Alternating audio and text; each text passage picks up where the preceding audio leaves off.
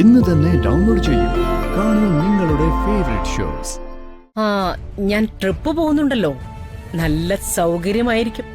നീ പറഞ്ഞ ആ സൗകര്യം എനിക്ക് ആവശ്യമുണ്ടെങ്കിൽ നീ ഉണ്ടായാലും ഇല്ലേലും എനിക്കൊന്നുമില്ല. ഞാനായിട്ട് മനഃപൂർവ്വം ഉപേക്ഷിക്കുന്നതിനെ കുറിച്ച് നീ ആലോചിക്കണ്ട. എന്റെ വണ്ടി എടുത്തോണ്ട് പോയാൽ ഇതുവരെ തിരിച്ചു വന്നില്ലല്ലോ. ഞാൻ ഒന്ന് വിളിച്ചു നോക്കട്ടെ. നമ്മുടെ ശിവണ്ണ ഒന്നും വരാതെ നോക്കണം.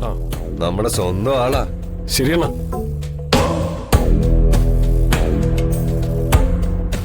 കഴിക്കുക കേട്ടാ, കഴിക്കുക.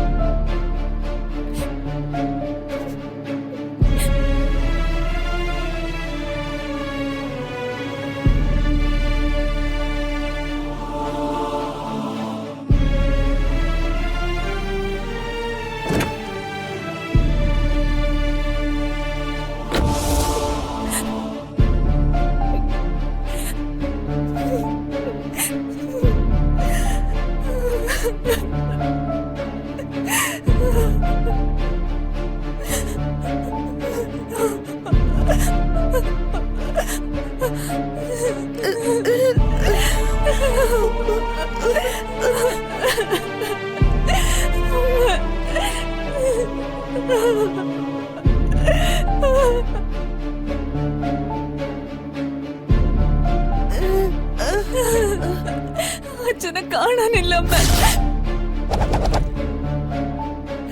അച്ഛൻ താമസിക്കുന്നിടത്തൊക്കെ നോക്കി, അച്ഛൻ അവിടെ ഒന്നുമില്ല. വിളിച്ചിട്ട് കിട്ടുന്നുമില്ല.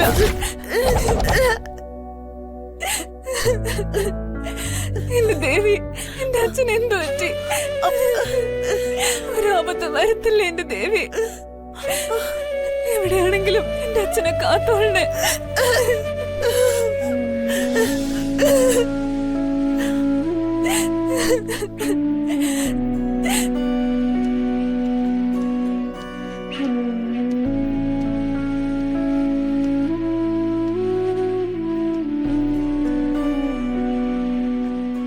എന്നാലും ദാസേട്ട ഇത് എങ്ങോട്ടാ പോയത്?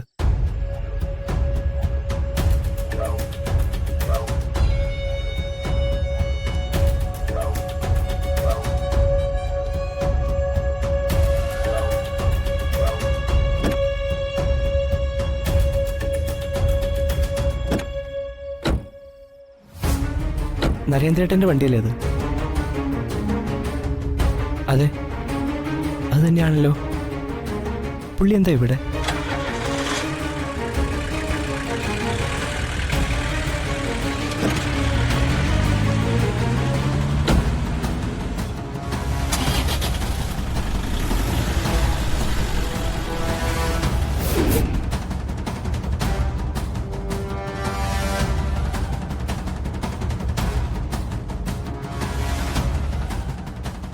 Madam coming, madam coming.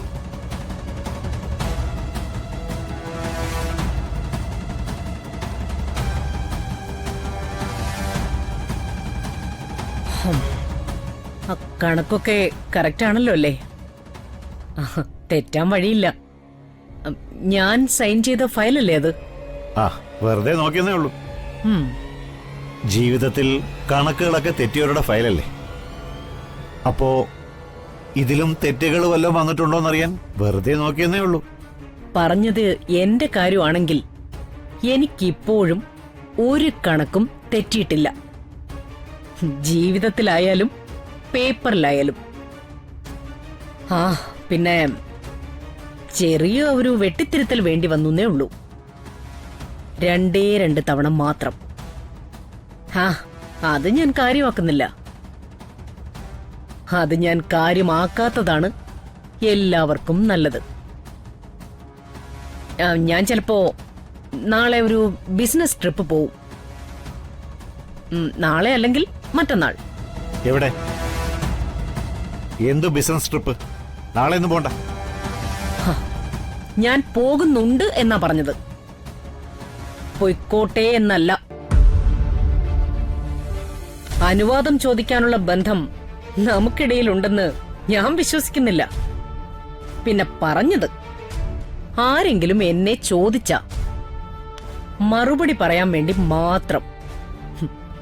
ഭാര്യ കുഴഞ്ഞു വീണ ആശുപത്രിയിൽ കിടന്നിട്ടും പേരിനൊന്ന് അവിടം വരെ വന്നിട്ട് പോയ ഭർത്താവിന്റെ വാക്ക് കേൾക്കാൻ മാത്രം അത്ര കുലസ്ത്രീ അല്ല രമാദേവി. ആശുപത്രിയിൽ നിന്നും പെട്ടെന്ന് ഞാൻ വന്നതുകൊണ്ട് മറ്റുദ്ദേശങ്ങളൊന്നും നടന്നു കാണില്ല, അല്ലേ? സാരല്ല, ഞാൻ ട്രിപ്പ് പോകുന്നുണ്ടല്ലോ, നല്ല സൗകര്യമായിരിക്കും. നീ പറഞ്ഞ ആ സൗകര്യം എനിക്ക് ആവശ്യമുണ്ടെങ്കിൽ നീ ഉണ്ടായാലും ഇല്ലേലും എനിക്കൊന്നുമില്ല. ഞാനായിട്ട് മനഃപൂർവ്വം ഉപേക്ഷിക്കുന്നതിനെ കുറിച്ച് നീ ആലോചിക്കണ്ട.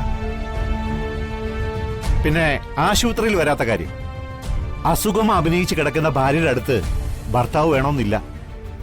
നേരത്തെ പറഞ്ഞ ഉപേക്ഷിക്കുന്നതിന്റെ കൂട്ടത്തിൽ ആദ്യം ഞാനായിരിക്കും, അല്ലേ? അത് അങ്ങനെ തന്നെ വേണമല്ലോ. എന്റെ വിധി, അല്ലാതെന്താ? അമ്മേ,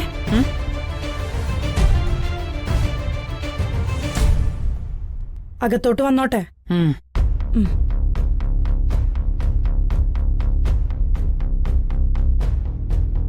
അമ്മേ, അർജുൻ സാറിന് വ്രതമായ സ്ഥിതിക്ക് ഇന്നും മാറിക്കിടക്കണോ അല്ലേ?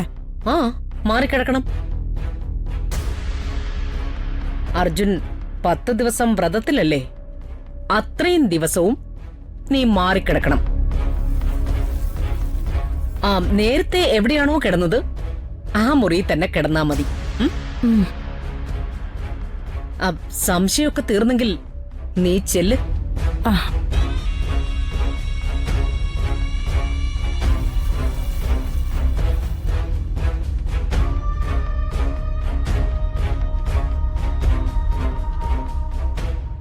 നീ കാണിക്കുന്നത് കുറച്ച് കഷ്ടമാണ് കേട്ടോ. അതിന് ഞാൻ എന്ത് കാണിച്ചു? കാണിക്കാൻ പോകുന്നതല്ലേ ഉള്ളൂ. വിവാഹം കഴിപ്പിച്ചു കൊടുത്തിട്ട് അവർ ഒരുമിച്ച് കഴിയാൻ സമ്മതിക്കുന്നില്ല എന്ന് പറഞ്ഞ, ഇല്ലാത്തൊരു അസുഖവും അതിന്റെ പുറയിൽ ഇല്ലാത്തൊരു പൂജയും വ്രതവും. എന്തിനാ രമ ഇതൊക്കെ? അർജുന്റെ അച്ഛൻ കുറച്ച് ദിവസമെങ്കിലും അവന്റെ അമ്മയുടെ കൂടെ സന്തോഷമായിട്ട് കഴിഞ്ഞു. അവന് അതിനും വിധിയില്ല.